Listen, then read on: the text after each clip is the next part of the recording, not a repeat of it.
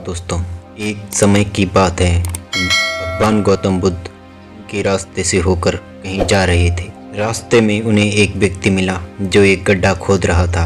गौतम बुद्ध वहीं पर थोड़ी देर विश्राम करने के लिए वृक्ष के नीचे बैठ गए और उस व्यक्ति को देखने लगे जो गड्ढा खोद रहा था। तभी उस व्यक्ति को गड्ढा खोदते खोदते एक कलश मिला। उस कलश में बहुत ही कीमती हीरे जवाहरात भरे हुए थे।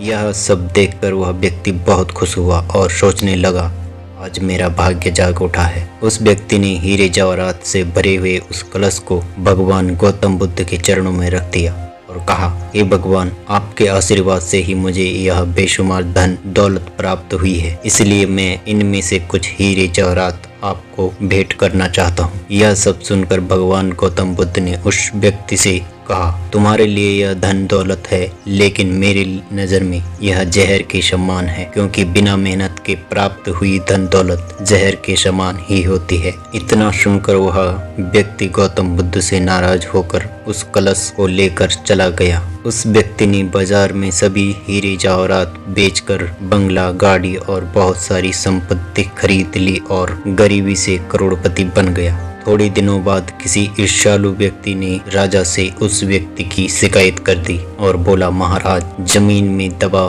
धन राजकोष का होता है, लेकिन उस व्यक्ति ने उस धन दौलत को अपने ऐशो आराम के लिए खर्च करके राजद्रोह किया है और ऐसा करना नियमों का उल्लंघन है। यह सुनकर राजा ने अपने सैनिकों को उस व्यक्ति को पकड़ने का आदेश दिया और राज दरबार में बुलाया गया तो राजा ने उस व्यक्ति से उस कलश को जमा कराने के लिए बोला। राजा के सामने आकर वह व्यक्ति घबरा गया और उसने सब कुछ उगल दिया कि मैंने सभी हीरे जवाहरात बाजार में बेचकर संपत्ति खरीद ली। यह सुनकर राजा ने उस व्यक्ति से कहा, ऐसा करके तुमने हमारे राज्य के नियमों का उल्लंघन किया है, इसलिए तुम्हें इसकी सजा जरूर मिलेगी। और राजा के आदेशों के उसे अपने परिवार सहित जेल में डाल दिया गया और उसकी सारी संपत्ति जब्त कर ली गई। काफी दिनों बाद वह राजा जेल के कैदियों के निरीक्षण के लिए गया। तभी उस व्यक्ति ने राजा से अपनी सजा माफ करने के लिए आग्रह किया और कहा,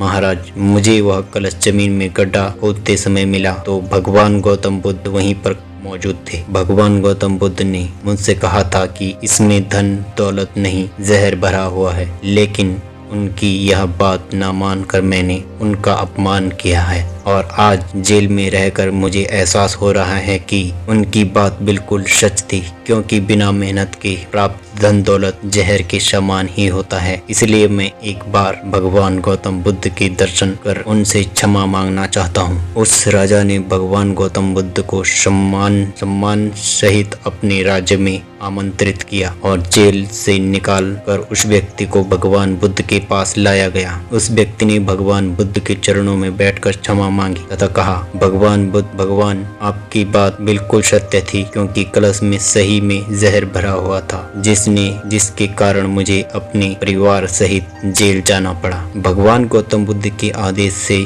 राजा ने उस व्यक्ति को जेल से रिहा कर दिया। इसके बाद उस व्यक्ति ने उसी दिन से मेहनत से प्राप्त धन से अपना जीवन यापन शुरू किया। दोस्तों, इस कहानी से हमें यह सीख मिलती है कि बिना मेहनत के हासिल हुआ धन हमें कभी खुशी नहीं दे सकता, क्योंकि बिना परिश्रम के प्राप्त हुआ धन विष के समान होता है। परिश्रम से प्राप्त किया हुआ धन हमारे खून पसीने का धन होता है और उसकी कीमत हमें पता होती है, इसलिए हम उस धन को सोच समझ कर खर्च करते हैं। वहीं बिना मेहनत के कमाए हुए धन की हमें कीमत पता नहीं होती और उस धन को हम गलत तरीके से खर्च करने लगते हैं और हम गलत रास्ते पर चलते हैं। धन्यवाद दोस्तों। नमो बुद्धाय।